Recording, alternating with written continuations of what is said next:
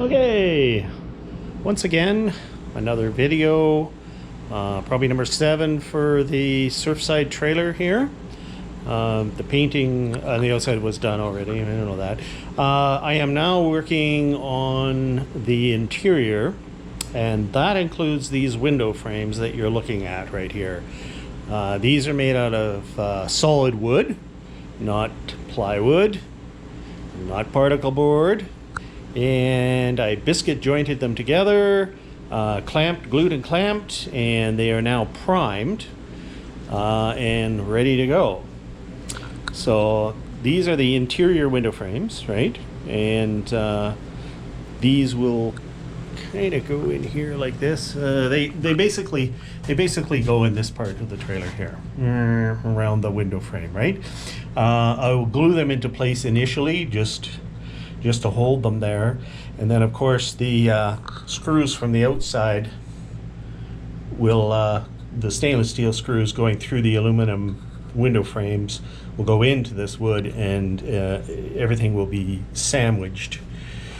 That means the fiberglass wall will be sandwiched between the wood and the aluminum frame outside. This makes for a nice strong window. The window's mounted in there. The other advantage is that now I have a wooden frame inside, and so if I want to put curtain rods on or anything else, I can. But the really big thing for me is the fact that once the window frame is here, I have a surface up top to mount a shelf to. So the intention is that on both ends of the trailer to put shelves all the way around here. This one here will even have a front cubby on it, probably, that follows the contour of the roof. And that kind of helps hold up the roof a bit too. So yeah, that's the plan. I am in the midst of cleaning the Ensolite here. As you can see, it's pretty dirty. Someone did glue on a new covers for the seams, right? You know, there's a seam right there that isn't covered. You don't really need to cover those seams. However, this stuff here is glued on really well. So I did peel off the old double-sided tape covers there.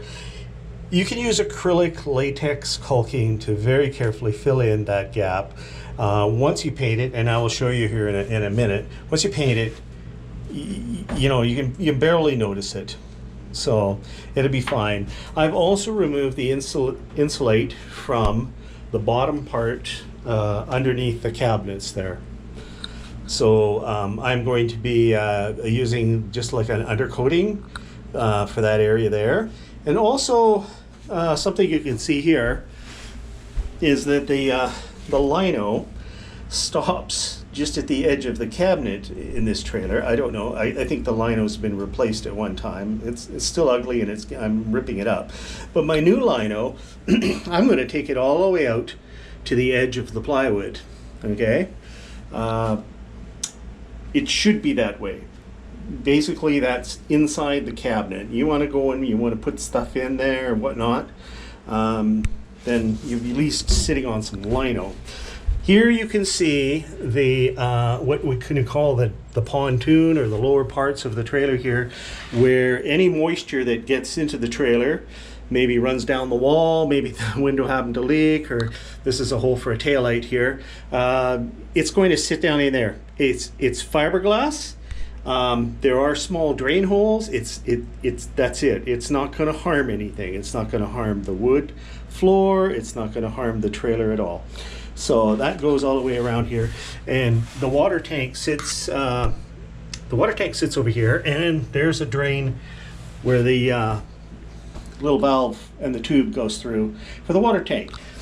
Here I've got both the water tank fill and the electrical cord original ones that went outside, but they're new, but they're a copy of the original ones, and they'll be side by side. Now you notice I glued a piece of wood in there, not plywood, wood. And the reason for that is that I want something when I attach those on the outside and I put butyl behind them, I want something that's going to make them solid. Now, if you can, it's okay to put the screws just through the fiberglass alone, but I would rather have something a little bit more substantial behind there. So that's what I've done. This wheel well, you can see, is very dirty still. I haven't cleaned it. This one over here, I have cleaned it. And that's as clean as I'm going to get them. And that's fine. They're going to be hiding inside cabinets anyways. They're not visible. This one here over here will be behind the kitchen cabinet, or when you open the kitchen cabinet door, you're going to be able to see it. You can see a line. You can see a line right here where the kitchen cabinet comes to. So, again, wood will go around the drain and the city water connection for the sink. So that'll be done. And away we go. Eh? And I was just going to take you out and show you an example here. This is the original color of the Ensolite. That is how dirty it can get. And this is what I'm painting it with, which is this is kind of a weird, kind of a taupe color. The original, I am going bright white. I'm just going pure white acrylic latex paint on it. Okay. This right here, I have repaired. That was actually a slit. It was actually cut right through there. I kind of put some tape on the back of it to fix it a little bit, and I've experimented with the latex caulking, the acrylic caulking, and there you go. You can sort of make it, for the most part, you can make it look pretty decent. I mean, it's not perfect, but it's decent. This is a sample right here. This is a sample of the cabinet color that I'm going to be using. I was experimenting with this color here and this color here. Going to stain the cabinets, but I'm using multiple different kinds of wood. I mean, this is a piece of the 1x6 that I've been making things out of, and the cabinet fronts and the framing inside the cabinets is going to be made with this. It's a really good SPF kiln-dried wood. It's a lot sturdier. Plus, I can choose not to include knots and whatnot in it. Anyways, when you combine this with a Ulay birch, very thin 1/8 inch plywood for your cabinets, you really have to be careful about staining them. So the decision was made to go with this color right here, which is an off-white. It's very much like a nice, very neutral beige.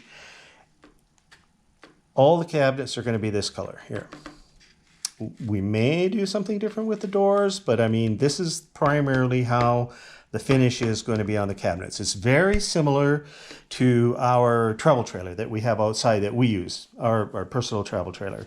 Yeah, this Surfside is not going to end up being my trailer. Some lucky person's going to get it, actually, somewhere along the lines. You can see I got a lot of pieces of the Ensolite here to experiment with, and I have already. And there's the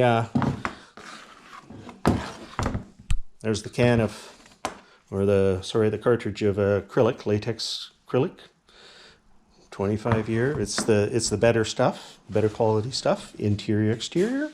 And this here is the paint. It'll be used on the Ensolite on the inside, and it's actually a pearl finish. It was recommended on the forums in the Fiberglass RV that you do use something with some gloss to it. This is a semi-gloss paint, so you can actually wipe off something if it spills on it or whatever. And so there you go. That's the best stuff here. This is all my cabinet paint here. And anyways, yeah. This is very, very durable. I cannot scratch it off. I'm sure if I got it dirty, I could wipe it easily. It's going to be nice for the Ensolite ceiling. So we'll see how all that goes. Once I've got the interior cleaned, I'll be reinstalling the windows in from the outside, and these frames here will be painted the same as the ceiling with that semi-gloss paint. The window frames are just going to match. They're going to match the cabinets. They're not going to. They're going to match the walls and the ceilings. Okay, so that's another video done.